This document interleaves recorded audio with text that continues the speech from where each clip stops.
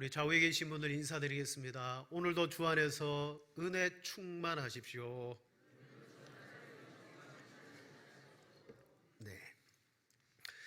우리가 높은 곳에 올라가기 위해서 엘리베이터를 타든지 또는 계단식으로 되어 있는 에스컬레이터를 탑니다. 지난 6월에 분당의 한 지하철역에서 여러분 출근 시간대 많은 시민들이 이용하는 그때 위로 올라가던 에스컬레이터가 갑자기 역주행하기 시작했습니다. 그런 사건들이 종종 일어나는데 엄청나게 빠른 속도로 그냥 밑으로 내려가는 거예요. 그러니까 준비되지 못한 시민들은 한꺼번에 그냥 쓸려서 바닥에 다 나뒹굴고 그래서 많은 사람들이 다쳤습니다. 감식을 해봤죠. 무엇이 문제냐 알아봤더니 여러분 역주행을 방지하는 부품이 파손이 된 거예요. 그러니 뒤로 갈 수밖에 없고, 그런데 뒤로 가게 된 또 하나의 문제는 그걸 잡아주는 브레이크가 있는데 그때 이 브레이크마저 제대로 작동하지 않았습니다. 자, 에스컬레이터는 한 방향으로 그냥 올라가든지 내려가든지 그런 역할을 합니다. 앞으로 가야 될 기계가 역행하니까 여러분 이런 심각한 사고가 일어났습니다. 만약에 하나님이 주신 이 믿음을 가지고 앞으로 나아가야 될 우리의 믿음이 뒤로 물러가고 역행할 때 여러분 어떤 일들이 벌어질까요? 오늘 성경은 뒤로 가는 이들을 향하여 하나님은 기뻐하지 않는다. 뒤로 가는 이들을 향하여 하나님께서는 멸망할 자다. 그렇게 말씀합니다. 단순히 인생 가운데 실수나 또 때로는 잠깐 넘어짐이 아닙니다. 하나님이 기뻐하지 않고 하나님께서 그를 멸망할 자로 여기신다라고 오늘 히브리서 기자는 경고하고 있습니다. 첫 번째로 우리가 봐야 될 것은 여러분 신앙에도 방향이 있다는 거예요. 여러분 우리가 신앙으로 어떤 방향을 향하여 나아갑니까? 신앙의 방향은 하나님께로입니다. 하나님께로. 죄의 방향은 하나님으로부터 나에게로죠. 바로 신앙의 방향은 하나님을 향하여 나아가는 거예요. 이때 하나님을 믿게 하고 하나님을 향하여서 보게 하는 것이 신앙과 믿음의 지식인데 하나님을 향하게 되면 그 다음 우리의 방향은 자연스럽게 이웃을 향하게 됩니다. 우리 교회 목표가 그거잖아요. 하나님 그 사랑하는 능력으로 이웃을 사랑하게 해달라. 하나님께 온전한 방향이 이루어진 사람은 당연히 이웃에게도 그 방향이 나아가게 돼요. 이때 하나님을 향하여 나아가기 위해서는 온전한 믿음이 있어야 됩니다. 여러분 잘 아시듯이 나의 선행이나 공로나 나의 행위로 우리는 나가지 않습니다. 오직 예수 그리스도께서 이루신 선한 일, 영원한 속죄의 제사만이 우리를 하나님께로 나아가게 하는 줄로 믿습니다. 자, 그래서 히브리서 기자는요, 처음부터 끝까지 구약에 있는 그림자와 같은 율법의 제사와 예법들은 우리를 영원토록 속죄할 수 없다.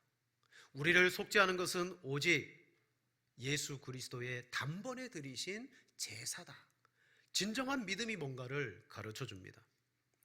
여러분 구약의 속죄인 율법의 제사의 방법으로는 하나님께 온전히 나갈 수가 없어요. 그건 그림자에 불과합니다. 자, 우리 10장 1절에 보세요. 율법은 장차 올 좋은 일의 그림자일 뿐이요 참 형상이 아니므로 해마다 늘 드리는 같은 제사로는 나오는 자들을 언제나 온전하게 할 수 없느니라. 아멘. 분명히 방향은 하나님입니다. 하나님의 방향성을 가지고 나아가는데 구약의 율법의 제사로는 온전하게 할 수 없다. 왜냐? 이것은 참 형상에 대한 그림자이기 때문이다. 또한 이 제사를 돕는 대제사장, 제사장들, 인간의 제사장을 통하여서도 우리는 하나님께 온전히 나갈 수 없다라고 설명합니다. 자, 10장 11절과 14절 말씀 우리 한 절씩 교독하시겠습니다. 제가 먼저 읽겠습니다. 제사장마다 매일 서서 섬기며 자주 같은 제사를 드리되 이 제사는 언제나 죄를 없게 하지 못하거니와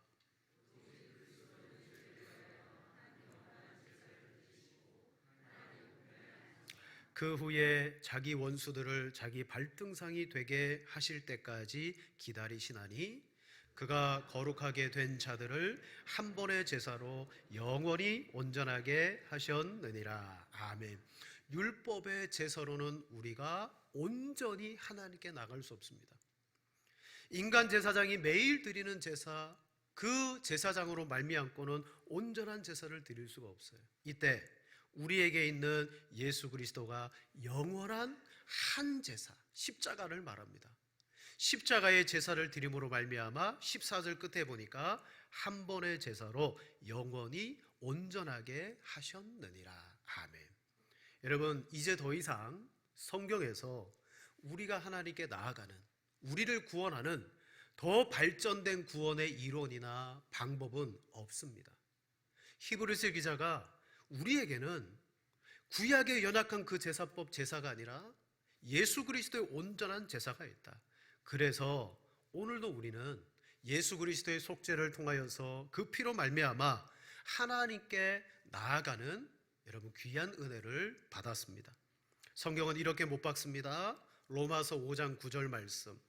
그러면 이제 우리가 그 피로 말미암아 의롭다 하심을 받았으니 더욱 그로 말미암아 진노하심에서 구원을 얻을 것이니. 아멘. 분명히 말합니다. 그 피로 말미암아 의롭다함을 받았다. 우리가 의롭게 되어지는 하나의 조건이 있다면 예수님의 십자가의 보혈이에요. 여러분, 이걸 믿고 죽을 때까지 선하게 살아야 구원받는 게 아닙니다.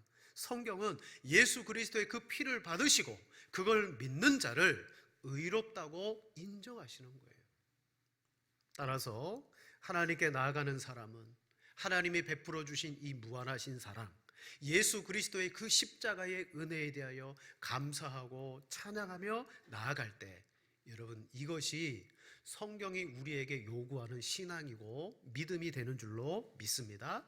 자, 속죄의 제사로, 온전한 제사로 하나님께 나아가요.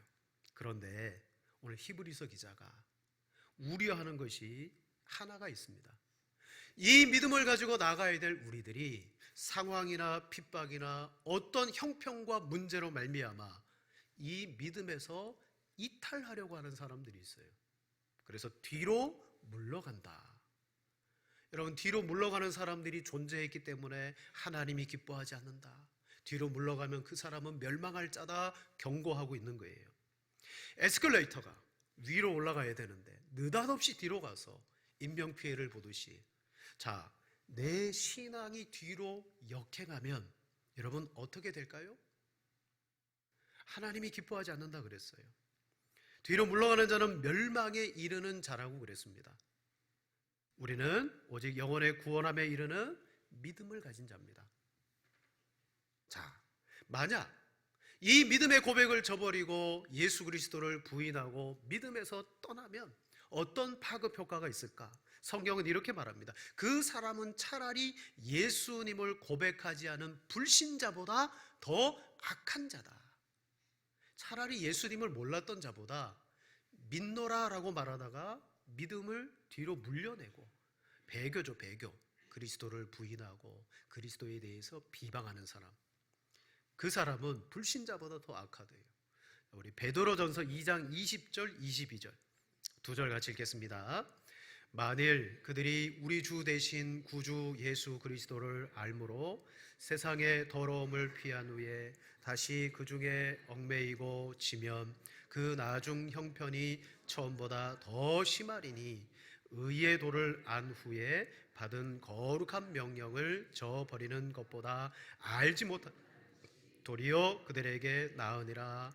참된 속담에 이르기를 개가 그 토하였던 곳에 돌아가고 돼지가 씻었다가 더러운 구덩이에 도로 누웠다 하는 말이 그들에게 응하였더라. 아멘.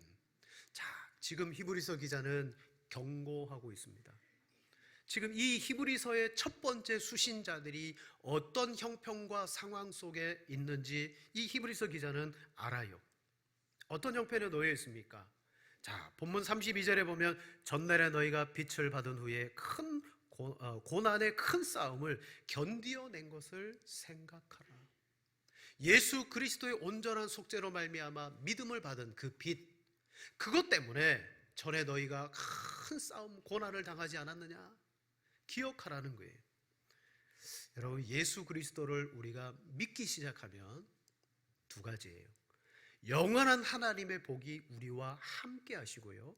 그리고 예수 그리스도를 믿기 시작하면 그때부터 어둠에 대한 싸움이 시작되어집니다. 전에는 몰랐어요. 근데 예수님을 믿고서부터 이 믿음에 대한 싸움이 우리에게 오늘 성경은 있다라고 말합니다.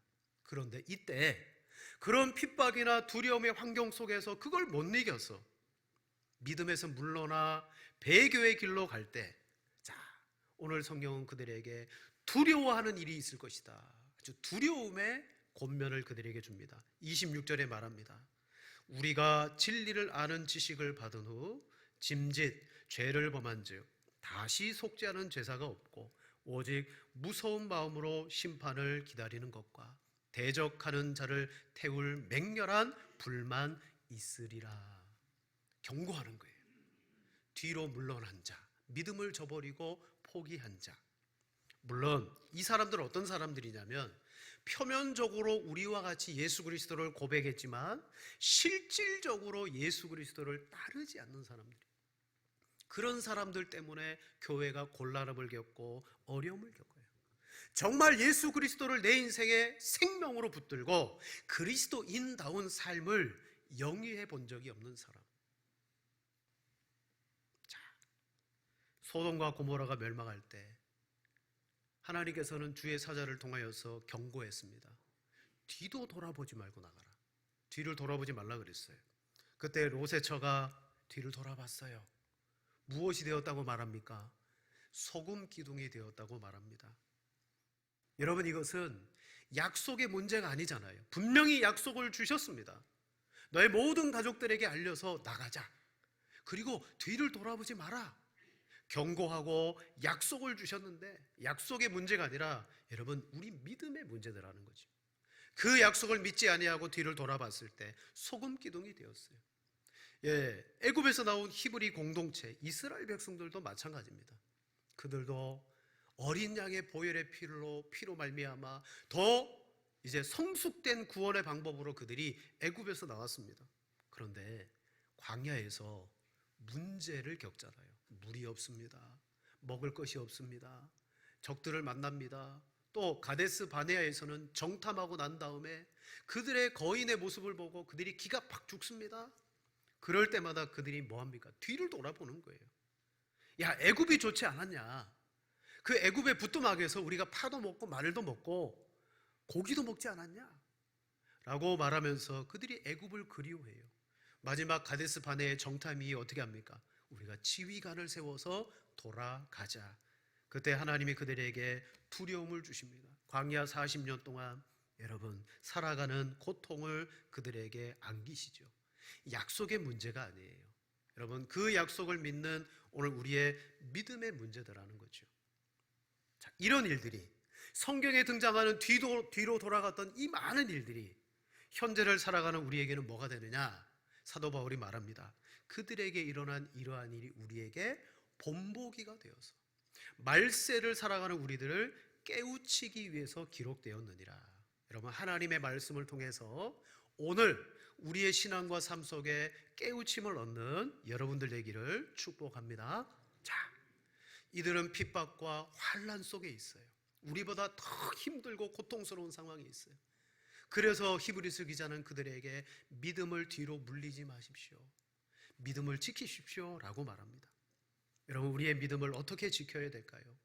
두 번째로 오늘 성경은 이렇게 말합니다. 우리가 믿는 도리의 소망을 굳게 잡아야 한다라고 말해요. 내가 믿고 있는 이 도리의 소망을 굳게 잡아야 된다. 자, 먼저 이들은 핍박과 환난에 있습니다. 또 거짓 선지자들의 유혹에 있습니다. 근데 우리는 그런 환경에 있지 않잖아요. 그렇다면 나의 믿음을 뒤로 물릴 만한 여러분 어떤 환경과 상황이 있을까요? 갑작스러운 사고도 일 수 있고 큰 질병이 나에게 다가왔을 때 그것도 나에게 믿음을 뒤로 물릴 수가 있어요. 여러분, 믿는 사람이나 믿지 않는 사람이나 어려움을 만났을 때 첫 반응은요, 대부분 비슷합니다. 신자라고 믿지 않는 사람들이 걸리는 병 안 걸리는 거 아닙니다. 우리도 똑같은 인생의 문제에 봉착해요. 그러나 그때 내 정체성이 뭐냐? 나는 어떤 사람이냐? 하나님의 말씀을 통하여서 내가 누구인가를 약속 가운데 확인하게 되는 줄로 믿습니다. 그리스도 안에서 내가 누구냐? 성경적 정체성을 잃지 않는 거예요. 신자가 가진 특권이 무엇이 있습니까? 오늘 히브리서 기자는 말합니다. 우리는 예수 그리스도의 온전한 제사로 하나님이 계신 성소에 담대히 나아가는 특권을 받았다. 여러분, 특권이라는 것은 가지고 있으면 막 기쁘고 이걸 어떻게 쓸까 흥분되고 그렇게 해야 되는데 좀 우리는 그런 것 같지 않아요. 왜? 이게 그냥 믿음으로만 바라보고 마음으로만 있는 것 같으니까 잘 경험되어지지 않고 느껴지지 않아요. 그런데 오늘 성경은 우리가 받은 특권을 이렇게 말합니다. 자, 19절에서 22절까지 한 절씩 교독하시겠습니다. 그러므로 형제들아, 우리가 예수의 피를 힘입어 성소에 들어갈 담력을 얻었나니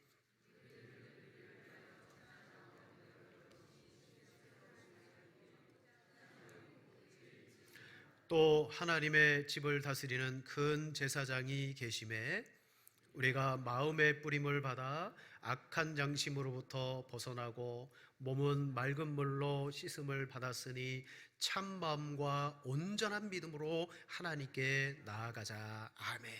이미 우리가 받고 누릴 수 있는 특권이 뭐냐면 마지막에 말합니다.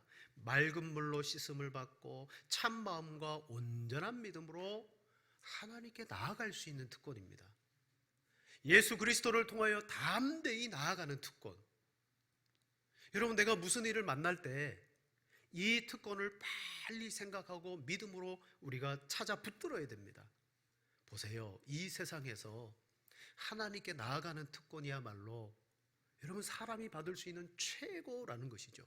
예를 들어 현실적으로 보십시다. 나에게 심각한 질병이 찾아왔습니다. 이때 내가 누릴 수 있는 최고는 뭘까요?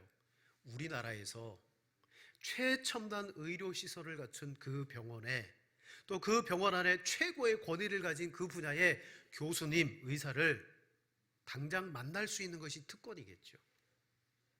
여러분 가운데 병에 걸려서 정말 고치기 위해서 수년 동안 애쓰는 분들 계실 거예요. 한번 여쭤보겠습니다. 우리나라의 한 병의 최고의 권위자가 계세요. 유명한 병원이 있습니다. 그분에게 예약하려면 한 달 전에 예약하면 되죠? 안 됩니까? 1년 전. 1년 나왔습니다. 한 2년. 그죠? 병원에 간호사랑 이야기해서 간호사랑 예약 잡으세요. 그래갖고 뭐 진료는 받았고 예약을 잡으려고 하니까 올해는 안 되고요. 그런 일이 너무 많아요. 이게 오늘날 이제 의료 세계의 현실인데, 그런데 우리가 다 알고 있잖아요. 특권을 가진 사람들은 그 의사들 사이사이에 비어있는 시간에 내가 원하는 시간에 내가 원하는 의사를 만날 수 있나요, 없나요? 있어요. 그죠? 만날 수 있잖아요. 그게 병에 있어서는 그들의 특권입니다. 문제는 어떻습니까? 내가 인생의 문제를 만났습니다. 문제를 해결하기 위해서는 상대방보다 똑똑한 사람, 힘 있는 사람, 권세 있는 사람, 그런 사람들을 뒤에 딱 가지고 있는 것이 특권이잖아요. 특권이에요.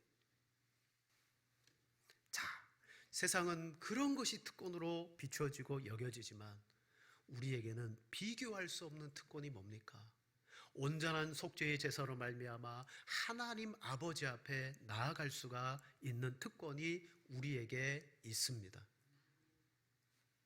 우리는 모든 상황 속에서 이 믿음의 고백을 하나님 앞에 드려야 돼요. 자, 23절입니다.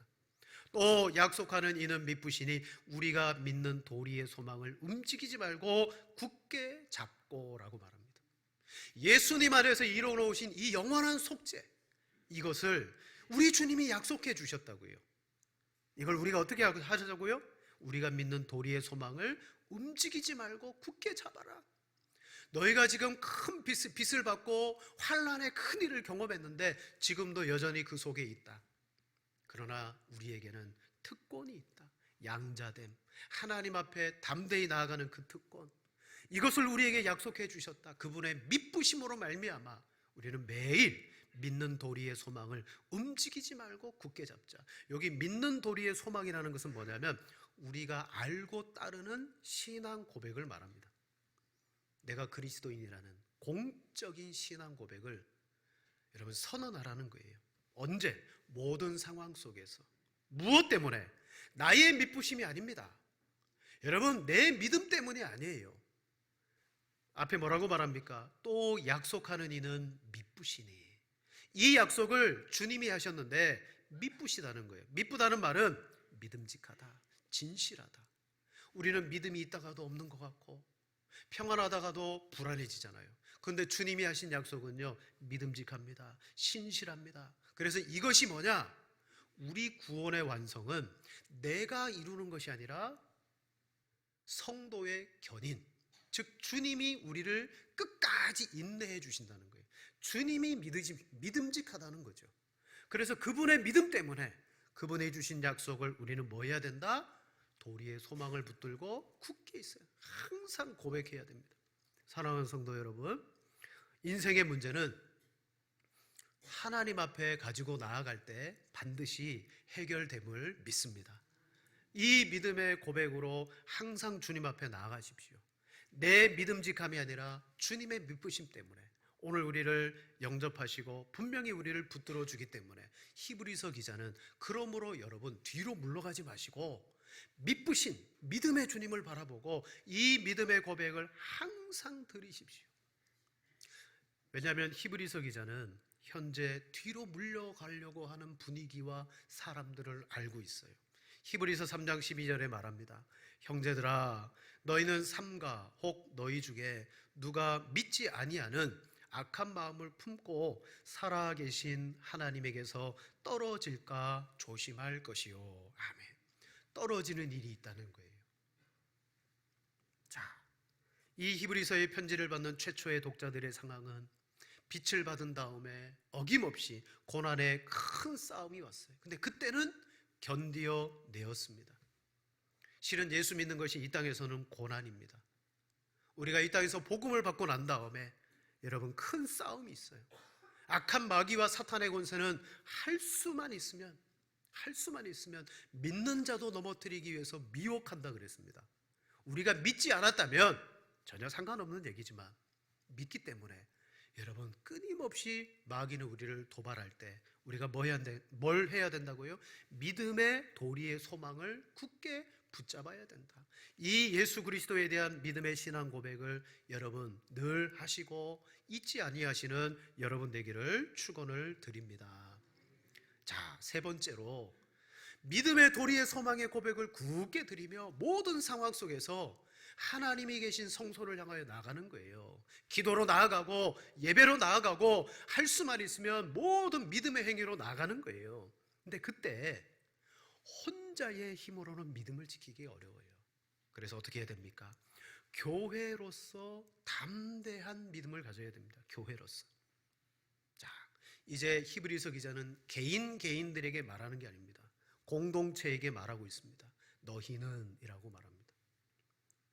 바로 너희가 놓여있는 구경거리가 되고 비방거리가 되고 조롱거리가 되고 있는 이 극한 상황에 너희가 이 모든 것들을 극복할 수 있는 것은 뭐냐? 그 전에 너희가 힘써 이겼던 담대함이다. 35절에 말합니다. 그러므로 너희 담대함을 버리지 말라. 이것이 큰 상을 얻게 하느니라. 여러분 여기에서 말하는 담대함은요 바로 믿음을 지키는 걸 말해요. 예수님께서 이렇게 말했습니다. 세상에서 너희가 환난을 당하나 담대하라. 내가 세상을 이기었노라. 아멘. 에베소서 3장 12절에 말합니다. 우리가 그 안에서 믿음으로 말미암아 담대함과 확신을 가지고 하나님께 나아감을 얻느니라. 아멘. 어떤 상황과 순간 속에서도 이 담대함으로 하나님께 나아갈 수가 있다. 자, 히브리서의 공동체는 믿음의 시련 속에서 교회로서 담대하게 믿음을 지켰습니다. 바로 33절, 34절의 모습을 보세요. 우리 두 절 같이 읽겠습니다. 혹은 비방과 환난으로서 사람에게 구경거리가 되고 혹은 이런 형편에 있는 자들과 사귀는 자가 되었으니 너희가 갇힌 자를 동정하고 너희 소유를 빼앗기는 것도 기쁘게 당한 것은 더 낫고 영구한 소유가 있는 줄 알미라 라고 말하면서 뒤에 말합니다. 너희의 담대함을 버리지 말아라. 여러분, 사실은 우리가 교회 공동체로 섬기지만 내 개인적으로 어떤 문제를 만나잖아요. 그러면 많은 성도들이 그 문제를 개인의 문제로 국한하고 취급할 때가 있어요. 그래서 문제를 만나면 교회를 바라보지 않고 이건 내 개인의 문제니까 라고 말하며 문제 해결에 몰두해요. 그래서 문제를 만나면 당장에 교회를 안 오시는 분이 있어요. 그냥 물어보죠. 압니다. 이래저래 둘러서 무슨 일이 있는지 알아요. 그래도 물어봐요. 요즘 무슨 일이 있으시냐고. 교회에서 잘 안 보이신다고. 그럼 이제 개인 이야기를 술술 합니다. 이런 일이 있고요. 자녀들이 이런 문제가 있고요. 그건 뭐예요? 그런 문제들 때문에 내가 지금 교회를 나갈, 예배를 드릴 형편이 아니라는 거예요. 여러분, 그 태도 자체가 뭡니까? 교회는 내 문제와 상관없다. 오직 나는 내가 내 문제를 해결한다. 그런데 오늘 히브리 공동체는 33절과 4절에 말합니다. 큰 환난을 당했을 때 어떻게 했습니까? 구경거리가 되고 혹 이런 형편에 있는 자들과 사귀는 자가 되었으니, 힘들고 어려운 환난 속에서 너도 어렵냐 나도 어렵다, 우리 각자 어렵다, 각자 하자, 각자 이기자, 이게 아니에요. 그 어려움과 조롱당하는 사람들과 사귀었다는 거예요. 교제했다는 거죠. 함께 힘들고 어려움을 나누고 기도하고 돕기로 서로 힘을 썼다는 거죠. 34절에 말합니다. 너희가 갇힌 자를 동정하고, 어려움에 속해 있는 이들을 내버려 두는 것이 아니라 그들이 소망의 도리를 굳게 잡을 수 있도록 교회가 그들과 함께 해줬다는 것을 말합니다. 여러분, 인생의 어려운 문제 만나고 봉착할 수 있습니다. 여러분 혼자 해결하려고 하지 마십시오. 자칫 뒤로 물러가는 계기가 되는 거예요. 문제 해결하려다가 내 신앙과 믿음이 뒤로 물러가요. 그때 어떻게 해야 됩니까? 자, 24절에 아까 말했죠. 또 약속 안에는 미쁘시니 우리가 믿는 도리의 소망을 움직이지 말며 굳게 잡고, 우리 24절 25절 같이 읽습니다.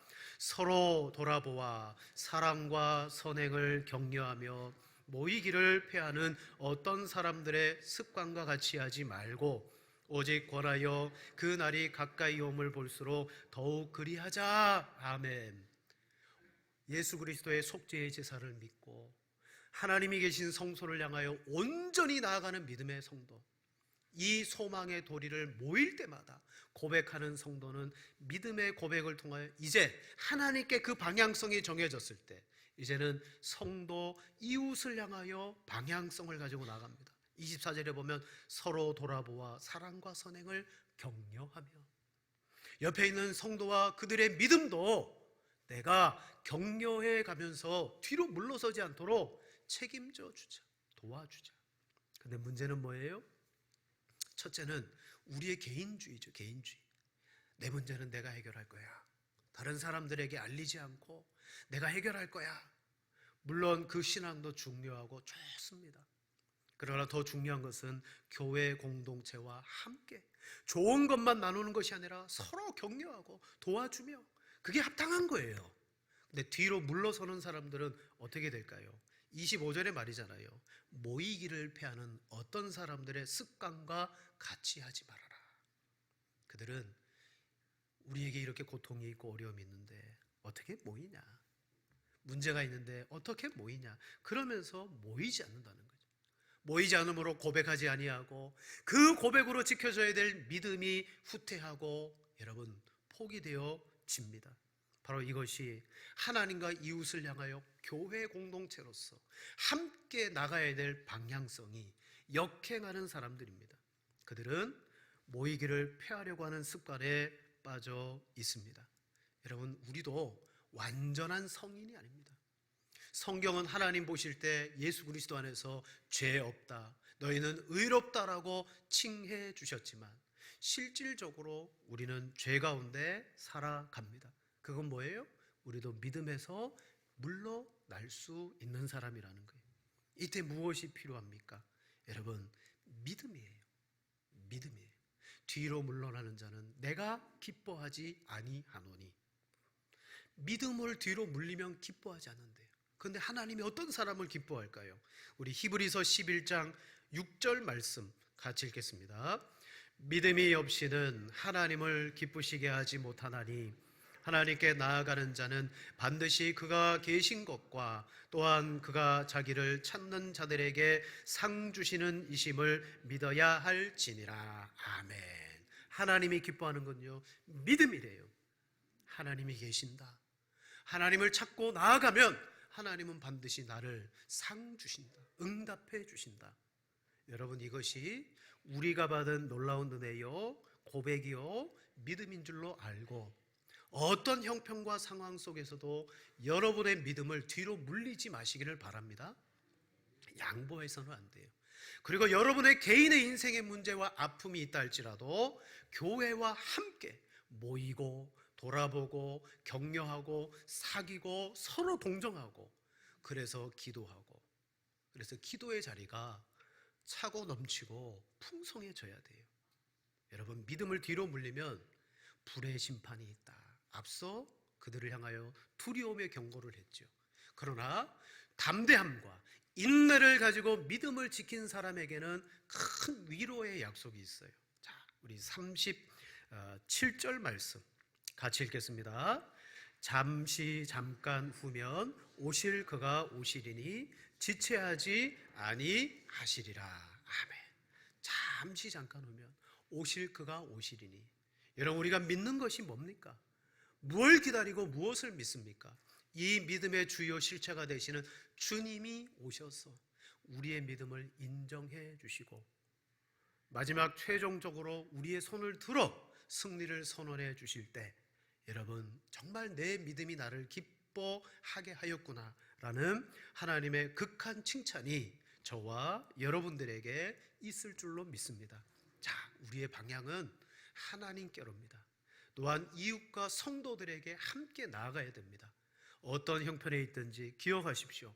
하나님이 계신 성소에 담대히 나아갈 특권을 얻었으니 내가 믿음직스러워서가 아니라 이 믿음을 주신 주님이 믿어 의심치 않고 믿으시기 때문에, 그럼 우리는 모일 때마다 이 소망의 도리를 고백하는 것, 믿음을 나누는 것, 여러분, 이 속의 역사가 일어날 줄로 믿습니다.